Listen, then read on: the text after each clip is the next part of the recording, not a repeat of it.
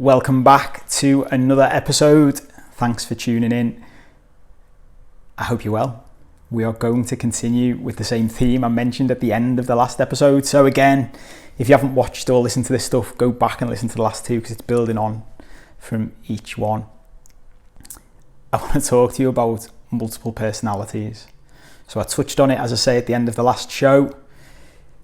I love this stuff. I absolutely love this stuff. So to get stuck into it straight away, basically at its core, I think when we're all raised, when we grow up, and you might be thinking this already before I even start talking, we think we're one person. So Paul Cope is Paul Cope, isn't he? You're just one person, aren't you? And as I've got older, as I've started going through all this stuff, what I've realised is that's bollocks. We're not.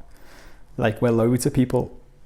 And if straight away, I did say in the last episode, I'll start saying things that make you think I'm insane.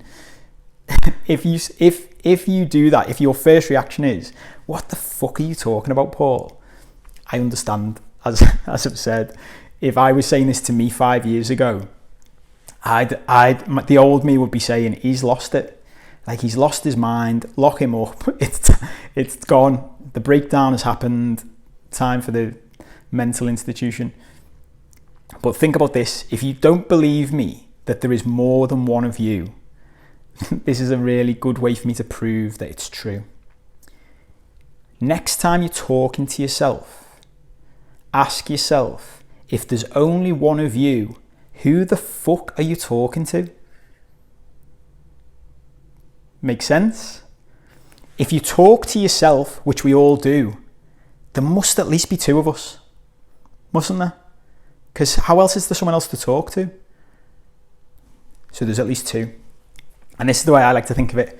So if you want to dig into the technical psychology around this in the background, you will start you'll have heard of Sigmund Freud, who is sort of the most famous psychologist, I think. There's another guy called Carl Jung who came after Freud and is really powerful. His theories influence so much of the way people think about psychology now. And loads of the stuff I really like comes from Jung. And what he talked about a lot, and if you dig into this, you'll see this. You've heard me mention the shadow self, but he talks a lot about archetypes and things like that. I should probably guess by now, I like to steer away from all the sort of formal stuff and just talk normally about this and how I interpret it.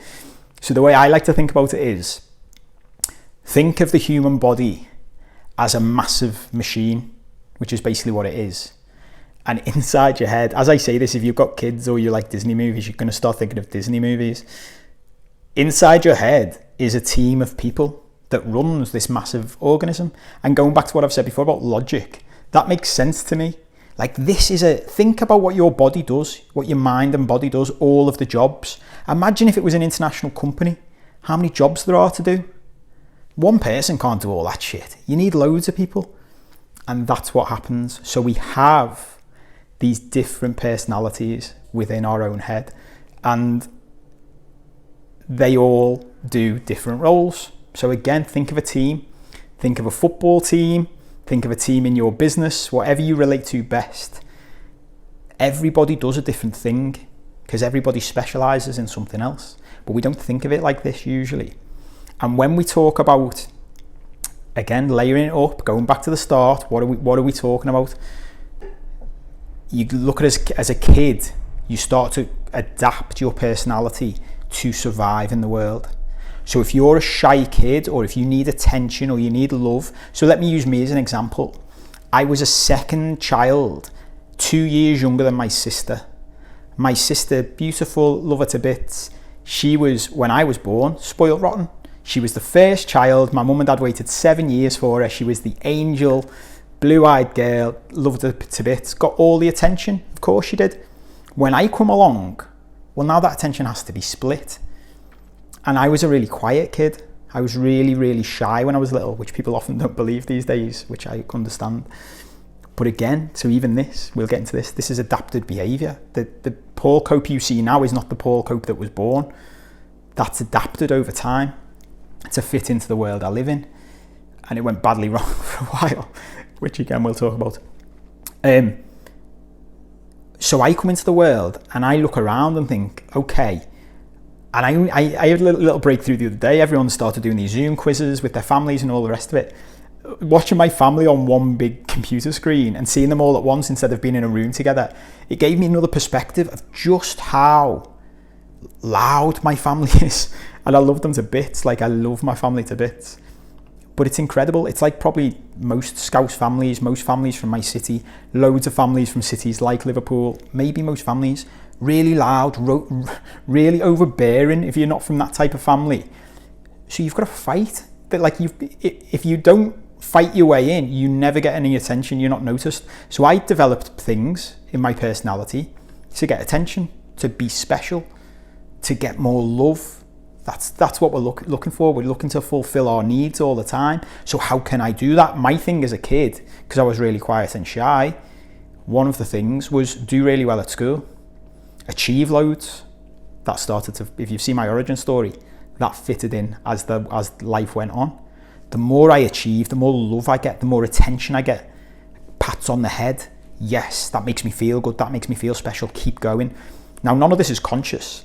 This isn't anybody sitting me down and going, right, Paul, if you want to get more love, if you want to get more attention, if you want to feel special, we need you to do these things. We need you to work hard in school. It's subconscious, because I work hard in school and I get a good result. And I come home and parents go, fantastic. Give them some attention, give them some love, give them a pat on the head, big smiles. And I'm like, oh, I like that feeling. How do I get more of that feeling? It's like drugs. We're like lab rats being trained. Okay, do that again, do that again, do that again. Okay. And these things can go in all different directions. But one of the things we start to do is develop these different sides of our personality, these different character traits. And I had a really big breakthrough in this. So if you already know me through watching me on the Anfield Rap football podcast, the YouTube channel, you will know, because I talked about it loads at the time. I went to Bali when I first sort of had big breakthrough in my life, got ripped down the prison I was living in, got rid of my companies, sold my law firm, my online gambling company crashed, sold all the properties I'd bought, left my relationship at the time, and then I'd sold everything. Like, literally had, the only things I had in life were 2 boxes of books and 2 bags of clothes, and went to Bali on an adventure, one of the best things I ever did. And when I was there, met loads of like-minded people. And there was a girl there who was a coach as well. She was a specialist career coach. And she was talking to me. We ended up doing a joint session to the group we were in, like on this retreat, 20 people. I'll always remember this. She did a session. It was called, I think the thing she specialised in, it's an online thing, you can look it up. I think it's called the 9 saboteurs. So it's based on the same thing, just an adaptation of the same thing, the characters in our head. And it was talking about these different people we have in there. So the characters in that are called like the judge, the critic, the entertainer, all these different character types. And I'm doing this presentation with this girl, and she said to the group, the best thing you can do when you're identifying these characters in your own life, so they're called the 9 saboteurs because they sabotage your life and you don't know that they exist. So you've got to identify them first and foremost, identify them, and then you can deal with them. And she said the best thing you can do is give them all names. So she said, I think her example was like her inner critic, she calls Sue, because she knew someone called Sue once who was a real critic, used to criticize everybody. So she calls her Sue. So when she sees this character pop up, she can say, oh, hello, Sue. Nice to see you back, and talk to her. And as she was saying this, I just thought, fuck me. My personalities, some of my personalities are so pronounced and so developed, they already have names. Not names that I've given them, names that other people have given them.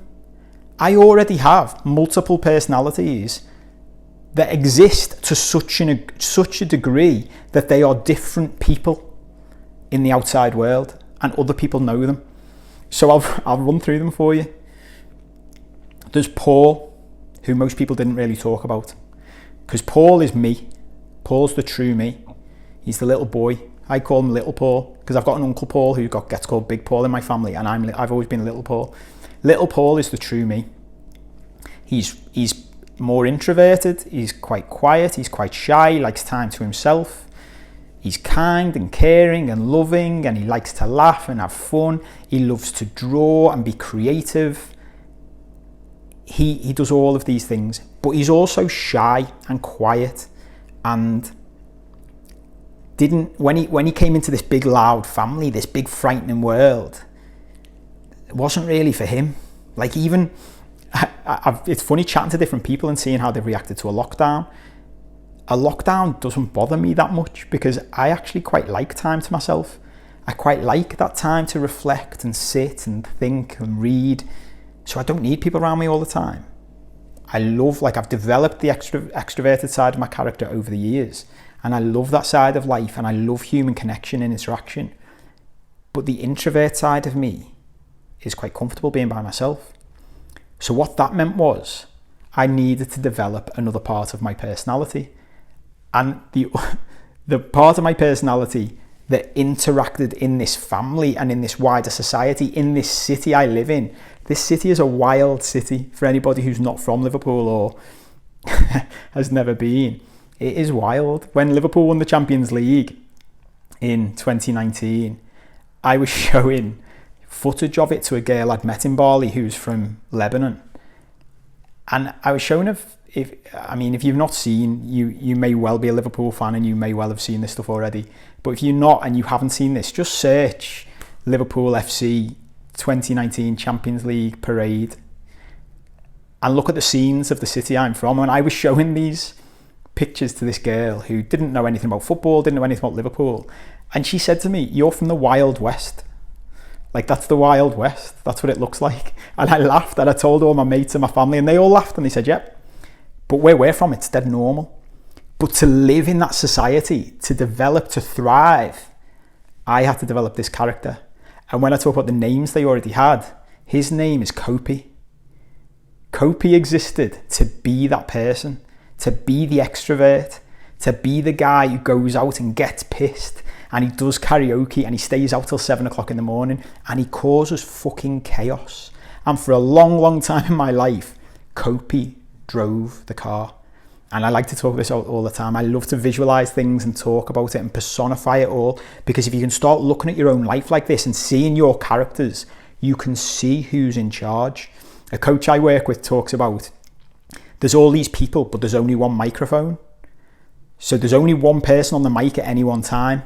And often you don't know. Like, this is all just happening subconsciously until you become aware of it and you bring it up from your subconscious into your conscious and you see it and you're like, shit. For so much of my life, because I developed, and over time what would happen is something would happen and Paul would be there saying, I'm not sure about this. And Kopi would say, "Don't worry about it, give me the mic." And Kopi would take the mic and sort it out. And Paul, because he was shy and insecure and had low self-esteem, would be like, "Yes, great. I created you for this, mate. So if you could just box it off, that'd be fantastic." one of my mates a few months ago before the lockdown, we were laughing about this because I've sort of identified all of this and taken a grip of it more. We were talking about how I used to say this to my ex all the time. We would have a conversation. You might have had conversations like this yourself, where I'd go out for a drink and we'd be saying things like, I would say something like, "I'll be in by 10. And she'd go to me, "You won't." And I'd say, "I will. Like, I honestly, I don't even want to go out. I'm just going out to see the lads for a few. I'm going to have 2 or 3 pints and I'll be back." And she'd go, "Okay, we'll see." I'd roll in at 7 o'clock the next morning. And this is before I'd learned any of this stuff. And I would say, even back then, yeah, but the thing is, the person who told you he would be in at 10 is not the same person who stayed out till 7. It's a different person. By the time that decision gets made whether to go home or stay out, it's a different person who makes the decision, because he's had 3, 4, 5 drinks. And one of my mates said to me a few months ago, you could almost see the time in the night where Kopi comes in and Paul goes. It's like a high five. It's like a tag team in wrestling. It's like, "Hello, mate, I'm coming, I'll sort it out now." And I'd wake up the next day as Paul, and it was almost that I'd have a note off Kopi, and Kopi would say, "Sorry about this, mate. We stayed out till 7. I spent £300 out of our bank account. I ate a kebab at 3 o'clock in the morning, so I fucked up your training, and you're going to have a really bad hangover today. Good luck with all that. Oh, and by the way, your missus is fucking pissed off with you. See you later. And Paul would be like, oh, for fuck's sake, are you messing? Because it was like two different people. And then there was another guy. So you had Paul, and I'm thinking about all this when I'm in Bali. You had Paul, who by this point in my life was, fairly backseat. Something I like to talk about as well is, it's like, think about a car journey. Someone's driving the car. For me, Kopi was driving the car a lot of the time for the last 10 years of my life. He's not a great driver. Like, Kopi has got lots of great skills, and I love him to bits, and he's got a lot of things that he's good at. He should not be driving. So I have conversations with him now where I say to him, look, you can come on the journey. You're welcome. I will tell you when you're needed, because you still are sometimes. Sometimes I need to get up on stage and talk. Sometimes I need to get up on stage and sing. I will still need you. I still need my ego. Kopi's my ego when we get into it. Like, that's what he represents. I still need you sometimes, but you can't drive the fucking car anymore, mate, because you keep crashing it. You keep crashing it, and we can't afford for you to keep crashing it, because you're taking the whole life. The problem with all of this is we have multiple personalities in our head, but they all share one body. So going back to the example of going out drinking, if Paul could have just come home at 10, he would have done, and left Kopi out. And he'd have come home and said, yeah, Kopi stayed out, but I've come home. But we share the same body, so we just switch. So you've got Paul, you've got Kopi, and then you've got Cope, who was also known, this is not an exaggeration. These are names that people would refer to me as. People would say, yeah, I know Cope, I know Kopi. Two different characters. Cope, if you've heard previous, I can't remember which episode it's in, I told a story about coming back from Dubai once, and we got bumped off a flight. It was when we come back from our honeymoon. Got bumped off our flight, and there was a shit show about it, and we had to negotiate a deal. That's Cope. Like, Cope is the guy who, this is not a great example maybe, but this shows his skills. Loads of my mates say that if they got, I can't believe I'm saying things like this on, like, out loud on a podcast and on the internet. If they accidentally killed someone, let's say accidentally, they're not murderers. If they accidentally killed someone and they needed to phone a mate to come and help them, they would phone Cope. But let's be very clear, they would phone Cope. They wouldn't phone Kopi, and they wouldn't phone Paul, because if they phoned Kopi, he would just make things worse. It would be a shit show. And if they phoned Paul, I'd be saying to them, you need to phone the police and report yourself, mate, because this is going to hang over you and it's going to ruin your life. Cope is like, is it Vincent Woolf in Pulp Fiction? You know that character? He's the guy who fixes things. He's the guy who sorts things out. There is a Cope has got one of my, this is the interesting thing about personalities, and think about this for yourself. Cope and Kopi are the two characters in my life who have created the most stories. Like, when I've got stories to tell about my life, it's usually one of these two guys who've been doing stuff, these characters. The ultimate Cope story is probably too long to tell in this episode, and maybe reputationally I shouldn't tell out loud. If you want to hear that story, let me know. If enough people want to hear it, I'll tell it on a separate episode. But there's a story which me and my mates were in some trouble a few years ago now. This is, 8 years ago probably. I think it was 2012. And we were in some trouble in London in a hotel we were staying in. And Cope turned up. Cope is the guy you want on your side if your back's against the wall. He's probably the greatest lawyer side of me. The guy who can really convince people of something or persuade them or... and Cope turned up and talked his way out of this issue to the extent that one of my mates, as we left this scene, said to me, I have never seen anything like that. Like, that was like a Derren Brown trick. It was incredible. And to this day, I mean, there is still that part of me that's like, God, that was like, yeah, that was good. And there's a huge part of me that's like, fucking hell, you can't do that stuff. That was, it's not right. That's Paul with the conscience. And Cope existed to such an extent that it even became a verb, like to cope somebody. The story about coming back from Dubai on that flight and getting given free return flights to Dubai and all that. When I got back, and I'd tell that story to my mates, and they would say to me, oh, they got coped, did they? To cope someone was a thing, because it was like to persuade someone to do something, probably that they didn't want to do. So the purpose of these stories is, these are my personalities. And there are more. Like, as I've worked more and more on this, there are more subtle variations. So now what I'm able to do is say, at any point in my life, who's got the mic? What are we doing? What are my different personality types? What are my traits? And remember, this is all deeply buried in our subconscious. This is stuff that we have developed over time to survive.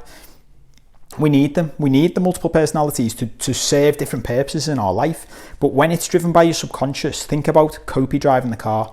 He's not a good driver. You don't want him driving the car. There will be people driving your life from your subconscious, from your different personalities, that you don't necessarily want doing that. But because it's all happening in your subconscious, you're not aware of it. And the trick in all of this stuff is to take stuff from your subconscious by becoming aware of it. Core principles, becoming aware of it, noticing it, being kind to yourself. Another core principle, always coming back to being kind to yourself, noticing things and saying, yeah, like, I can be kind, I can laugh about these things now. There are things that my personality types have done in my life that I'm like, shit, like, not stuff I'm proud of, things I've deeply regretted and beaten myself up over. And one of the key things is to get to a point where you can just be kind to yourself and go, okay, this is why that happened. This is why this person gets the mic.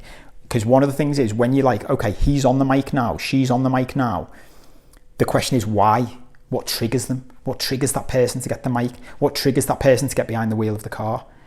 Because it's needs, again, human needs. What are we trying to sort out in our lives? And once we can go, which is where I've got to now, help little Paul sort out the shit in his life, build up self-esteem, something else we'll talk about in a future video, build up self-esteem, deal with insecurities, deal with shame, get to a point where when Kopi goes, give me the mic, I'll sort it, Paul can go, no, it's okay, mate, I'm all right, I'm driving, get in the fucking back and put your seatbelt on, shut up, this isn't for you. But you can only do that by noticing, observing, being kind to yourself. And it's a step-by-step thing, because at first, even now, you might be listening to this thinking, he's gone mad, he's insane. Have a think about it. Do this. And again, going back to the last episode, I know I love talking about future and past episodes. It's really important to tie it all together. Really think about it. Sit down and look at it and say, who are the different personalities that show up in my life? When am I outgoing? When am I quiet? When am I moody? When am I shy? When am I angry? When am I a pain in the arse? When do I interrupt people? When am I shit in conversation? When am I great? When am I funny? When am I entertaining? When am I a good dad, a good mum? When am I tidy? When am I messy? All these different things. And you can start to formulate and see where they all fit in. And this is one of the things I think is really important and really interesting in all of this. We talk about multiple personality disorder. But when we talk about multiple personality disorder, when you stop and think about it properly, we talk about it like the disorder is that you have multiple personalities, but it's not. We all have multiple personalities. The disorder is when that becomes unhinged and they start to really separate, and you start to like think about what I've described, how cleanly those people sound as different characters, but it was all me. But some people, those characters literally separate. And this is fascinating, and this is when, you know, we start tying it in more and more to health as the episodes go on. If you read or watch any of the science around people who get to these stages, you can have people with multiple personality disorder whose personalities even have different physical attributes. So one of their personalities will have diabetes and one won't. One will have brown eyes and one will have blue eyes. It's incredible. Like, this is powerful, powerful stuff. Sounds nuts, but it's true. Think about that. Even without the disorder element, you've got these different people in your life. When I speak to people now and I can see it more and more, you can even see the different mannerisms. You can see it. Something that I've noticed through one of the coaches I work with in New York, which I am fascinated by now, different handwriting. become aware of this, you'll notice it. When different characters, when you're in different frames of mind, different states of mind, when different people have got the mic, if you write something down, your handwriting's slightly different. It's crazy. But it's worth noticing, because this is the point. Without noticing it, we can't do anything about it. Without noticing it, it's our subconscious, and our lives are being driven by our subconscious. And this is what we're coming back to all the time. What's the point in this? The point is to take control of our lives, to be the people we want to be. Because that's how you find peace. That's how you find being content. That's how you find what you actually want to find in life. Not more money, not more material possessions, not a new wife or husband, not a new car, not a new house, not more kids. What's actually the thing that's stopping you feeling content? And looking at all of this stuff and figuring it out step by step, you start going, shit, yeah. Because now I can see when Copey's around. Now I can see when the ego is there. Some of the fascinating thing about the ego, especially in all of these conversations, I could talk about this for hours. I'll try not to. The fascinating thing about the ego is he, for me, he's a he, obviously, is really sneaky. Really, really sneaky. So even when you get to the point where you're like, I can observe him, I can see him. Sometimes I can see him in the moment. Like I can catch him in the moment. I can go, oh, that's my ego.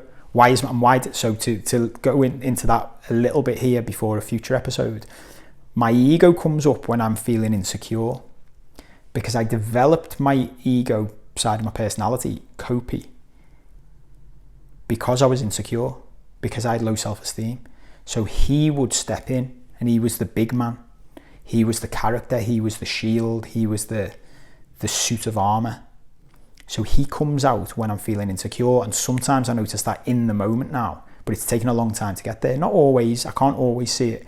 Often it'll be afterwards, because he's sneaky. And when I see him, depending on how old you are, this might not make sense to you, but if you're similar age to me, if you remember Scooby-Doo, when the Scooby-Doo team would catch the baddie at the end, and he'd be like, oh, you kids, you've dashed my plans again, and they'd be like, yeah, we got you.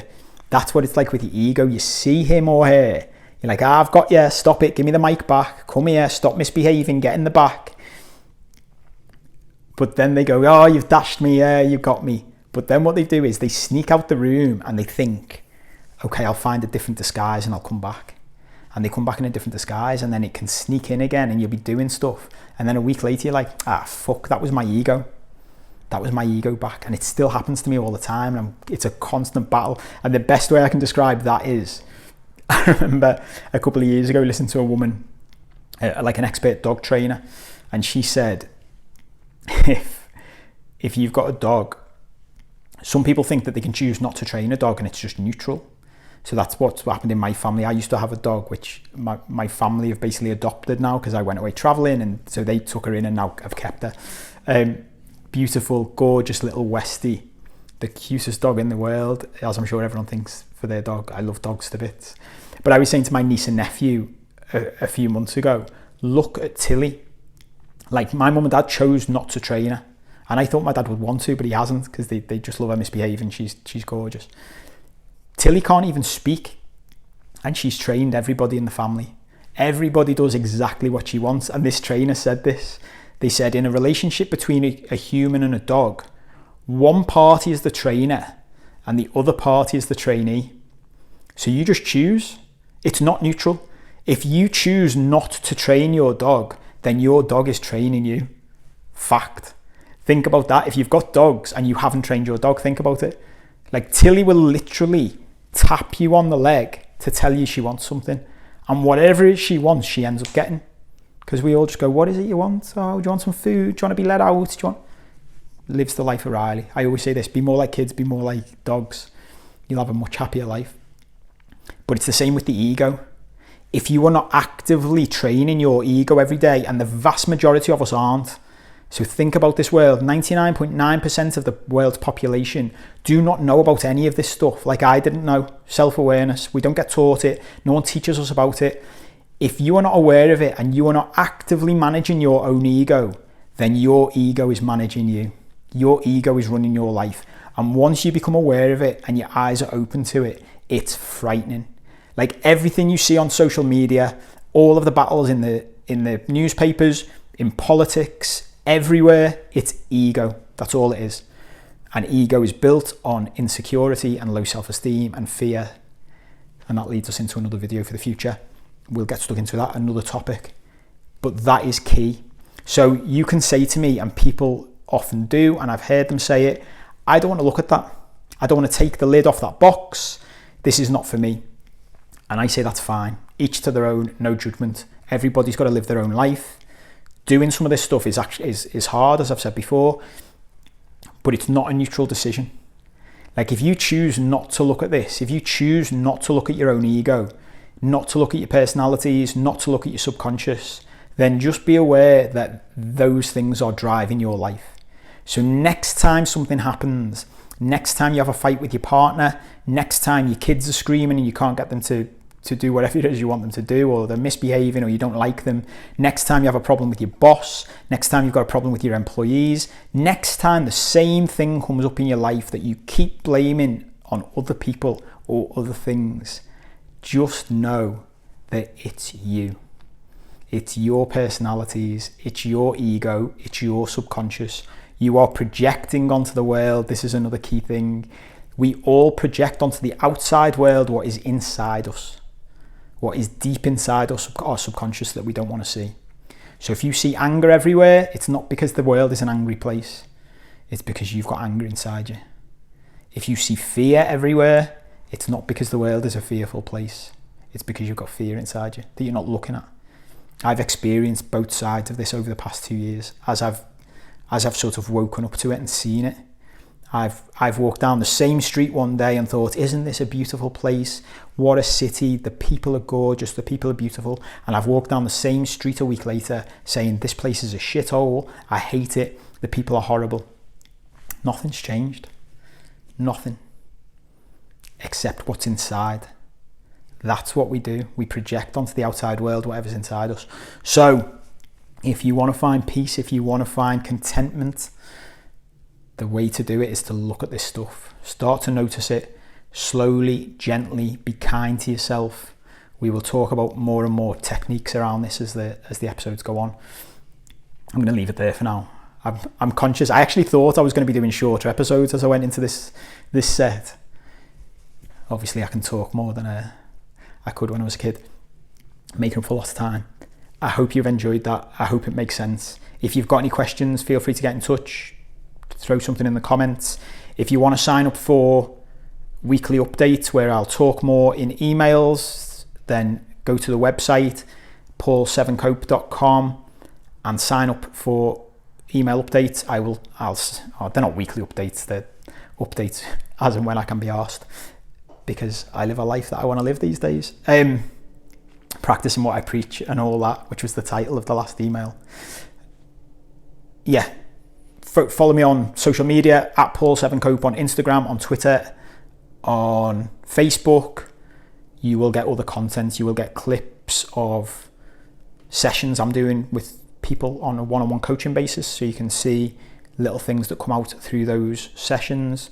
More free stuff, more free content. Get in touch with me via any of those methods. You can get in touch with me by email, via the website if you've got any questions. If any of this brings up stuff that you would like me to go into more detail on, that you've got a specific question you want me to answer, let me know. Contact me via any of those channels and let me know. If enough people are interested and you want me to, I will start doing something like a weekly Q&A, like a Facebook Live, Instagram Live, YouTube Live type thing. This is for you. This is to help you. So let me know. Give me some feedback, good and bad.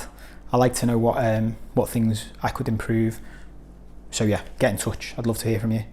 Hope you've enjoyed it. We will be back soon with the next installment. Take care until then.